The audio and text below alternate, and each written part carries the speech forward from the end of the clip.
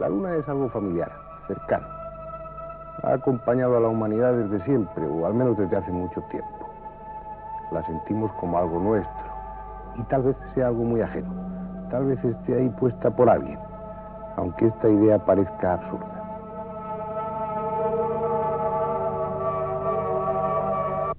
No es la deducción de un romántico o la conclusión de un alucinado. En realidad, esta teoría, que habla de la Luna como un posible satélite artificial, procede de dos científicos rusos, de dos astrónomos, de Basin y Shcherbakov.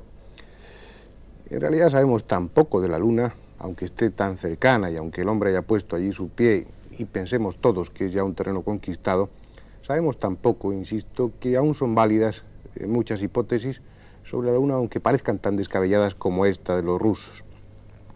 Son muchos los problemas que va a plantear la Luna, como veremos a lo largo de un par de programas.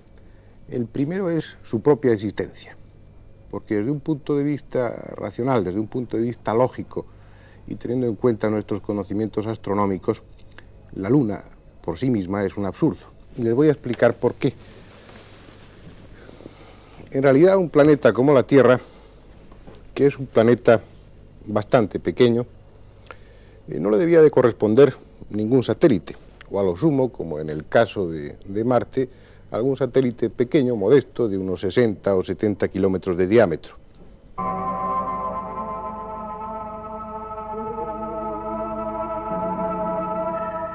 Sin embargo, en torno a la Tierra está girando un gigante, un monstruo de 3.473 kilómetros de diámetro, hasta tal punto que al conjunto Tierra-Luna se le llama sistema planetario doble. Hay pues tres posibilidades, únicamente tres formas de explicar la existencia de la Luna. La primera sería que la Luna fuera una parte de la propia Tierra que en un momento determinado, por una serie de condiciones, se hubiera desprendido y se hubiera puesto en órbita alrededor de la Tierra. Esta es una hipótesis que dio en 1880 el hijo de Darwin, el célebre antropólogo. Es una teoría en la que ya nadie cree. No es posible explicarla desde un punto de vista astronómico y durante una serie de decenios sirvió, pero hoy en día, por lo que sabemos de la dinámica del universo, no es explicable. Cabe otra posibilidad, y es que la Luna y la Tierra procedan de una misma nube de polvo cósmico, que se condensara en dos masas. Sin embargo, hay una serie de inconvenientes para aceptar esto. Por un lado está la baja densidad de la Luna, que es aproximadamente un 60% de la densidad de la Tierra. Y por otra parte está el material que se ha traído allí, el material que se ha traído de la Luna y que se ha comenzado a estudiar.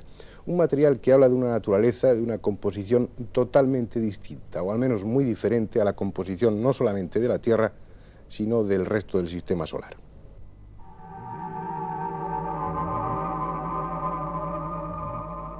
Como comentaba un astrónomo, la exploración realizada hasta ahora de la Luna y la cantidad de datos insospechados que se están obteniendo permiten decir que la Luna está dando respuestas para preguntas que ni siquiera habían sido hechas.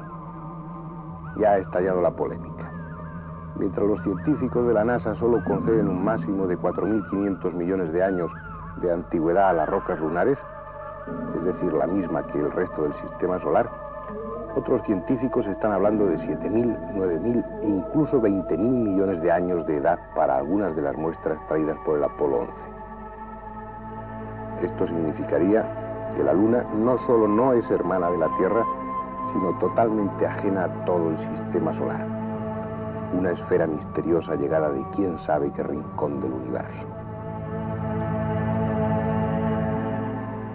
También habla a favor de ese origen lejano de la Luna el hecho, como les decía antes, de la baja densidad de la Luna.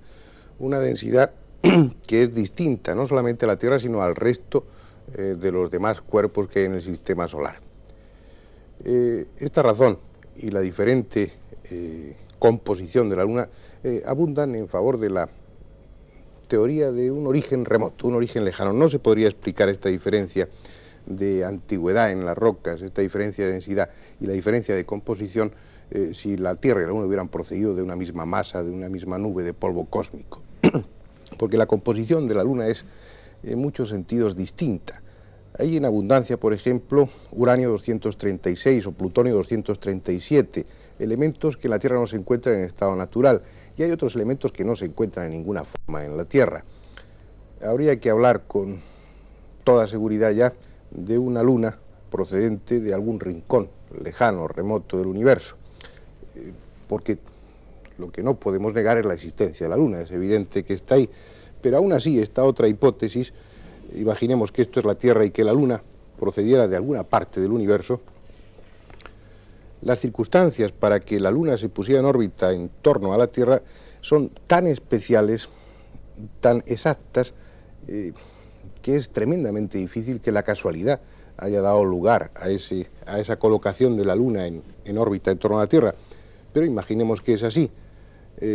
A pesar de todo, la luna tendría que tener una inercia en su trayectoria, y al sentir la fuerza de atracción de la Tierra tendría que producirse un equilibrio entre esas dos fuerzas, entre esta inercia que trae la luna y la fuerza de gravedad, lo que daría origen a una órbita elíptica. Sin embargo, la órbita que describe la luna alrededor de la Tierra es una órbita prácticamente circular. Parece que la teoría de Bassin y Shcherbakov tiene ciertas posibilidades. Por lo menos en lo que hemos visto hasta ahora, la luna no es un objeto cuya existencia esté resuelta, ni mucho menos. Pero como vamos a ver en el resto del programa y en otro que dedicaremos al tema, son muchos más problemas los que está planteando la luna. La imagen típica de la luna viene dada por sus cráteres, esas cicatrices que hacen del satélite la estampa misma de la desolación.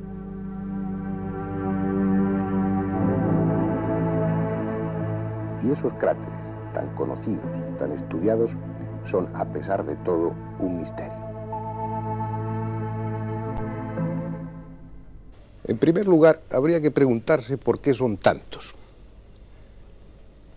La luna ofrece una imagen erosionada, una especie de queso de Gruyère del espacio, queso gigantesco. Sin embargo, en la luna tenemos muy pocos de estos cráteres.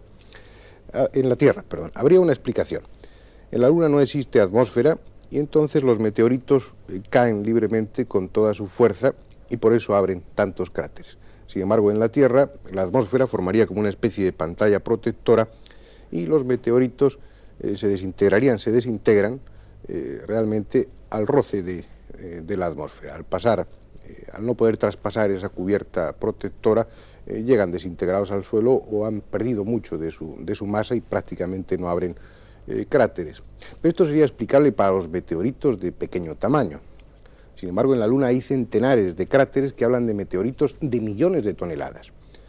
Meteoritos que de haber caído en la Tierra, a pesar de esa cubierta protectora de esa atmósfera, habrían abierto también enormes cráteres porque habrían perdido muy poco de su masa, muy poco relativamente de su masa, y llegarían aún así con un enorme tamaño a la Tierra y abrirían tremendos cráteres. Eso no sucede en la Tierra, tenemos 4 o 5 cráteres apenas de tamaño grande y sin embargo en la Luna son centenares. Esa es una cuestión, pero hay más problemas en torno a los cráteres. Por ejemplo, se preguntan ustedes por qué estos cráteres que tienen tamaños tan grandes, sin embargo son tan poco profundos. Muchos de estos cráteres miden más de 100 kilómetros de diámetro. Esta sería la superficie de la Luna.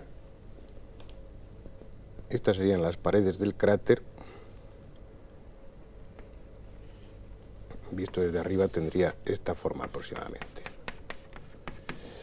Llama la atención un hecho, que a pesar de tener un diámetro, estos cráteres de más de 100 kilómetros, y que en teoría, o al menos en lo que sabemos de dinámica y de las tremendas fuerzas que se liberan con el impacto de estos meteoritos, debiera corresponder a una profundidad de a menos de 20 o 25 kilómetros. Sin embargo, la profundidad que tienen estos cráteres, a pesar de su enorme diámetro, no suele por lo general rebasar los 4,5 kilómetros, y eso contando desde los vértices de estos cráteres, desde las aristas.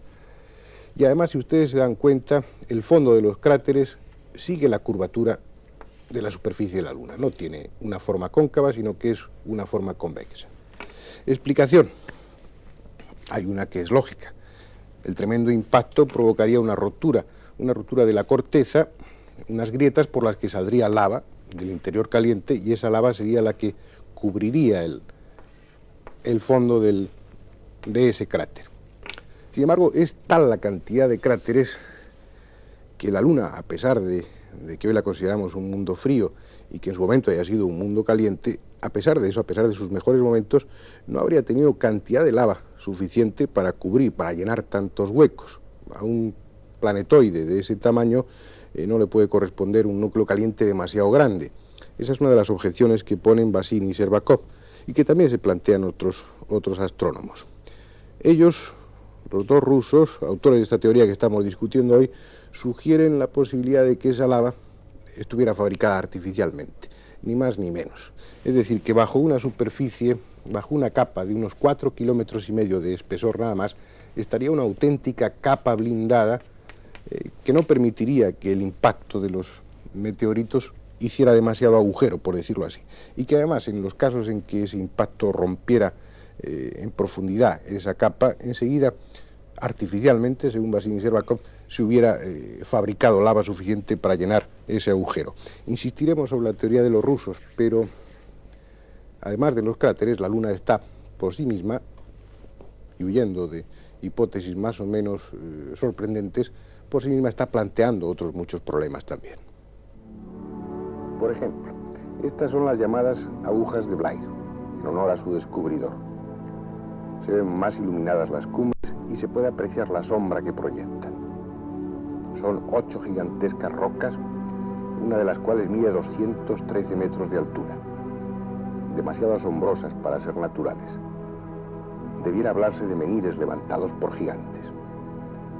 Al lado, si ustedes se fijan, hay una depresión erosionada, desgastada, pero que no parece circular, sino, por increíble que resulte, rectangular. Pero veamos qué sucede si se trazan algunas líneas que relacionen entre sí estos detalles. Resulta que estas agujas, que estos menhires están dispuestos geométricamente y que, como ha dicho Peter Colosimo, eso es más absurdo desde un punto de vista natural que darle una tiza a un mono y que éste desarrolle el teorema de Pitágoras por casualidad. Las columnas de Blair son inexplicables por vía natural, pero están ahí, al igual que esa depresión rectangular que veremos más ampliada. Está en el fondo mismo del circo Goclenius, y por más vueltas que le demos, no puede atribuirse a causas naturales. La naturaleza no hace agujeros rectangulares de ese tamaño. Así pues, está hecho por alguien, aunque el tiempo transcurrido sea mucho, insuficiente para borrar en parte sus contornos. No podemos esperar respuesta de la ciencia porque no la hay. Los astrónomos, los geólogos, lo único que pueden hacer es expresar su perplejidad. Habría que ir allí, donde están las cúspides o las columnas de Blair, como ustedes quieran llamarlo, donde está esa depresión rectangular, y excavar. Es lo primero que se haría si esos documentos aéreos se hubieran obtenido de una zona de la Tierra. Allí se habrían ido los arqueólogos y habrían comenzado a excavar. Habrá que esperar el momento en que en la Luna se pueda hacer lo mismo para dar una respuesta al enigma que plantean las columnas de Blair. Pero lo realmente importante, lo realmente misterioso en torno a la Luna está planteado no en su superficie, sino en su interior, al menos si hemos de hacer caso a la teoría de Bazin y Shcherbakov. Según ellos, la Luna tendría que estar hueca, y lo curioso es que la Luna se comporta como si estuviera hueca. Por una parte está lo que decíamos antes, su baja densidad, apenas un 60% de la densidad de la Tierra, y una densidad que está muy por debajo de la densidad del resto de los cuerpos que hay en el sistema solar. Por un lado eso, pero por otro lado se da la circunstancia de que, por lo que hemos analizado de las muestras traídas por los astronautas, la composición de la Luna es una composición tan pesada, al menos como la de la Tierra. Los elementos que hay tienen un peso específico, tienen unas características similares en cuanto a peso a las terrestres. Ya hemos visto que eran distintos, que había elementos que aquí no se encuentran en estado natural, pero sí suficientemente pesados. Si la Luna tiene una densidad de solo un 60% respecto a la terrestre, y los elementos que la componen son elementos pesados, la única conclusión que queda es que la Luna es hueca. Pero, como les decía antes, lo curioso es que la Luna responde, como ahora veremos, como si fuera exactamente hueca.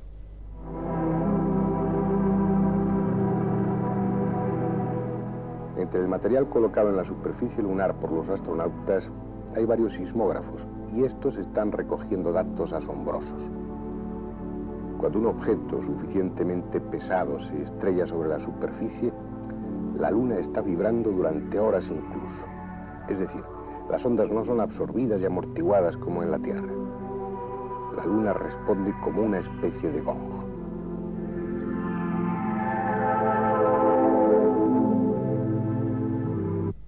La Luna reserva muchas más sorpresas. En el próximo programa nos ocuparemos de ellas y nos ocuparemos en especial de cuáles son las cosas que dicen Basin y Shcherbakov, estos dos astrónomos rusos, para justificar su, como estamos viendo, no tan descabellada teoría.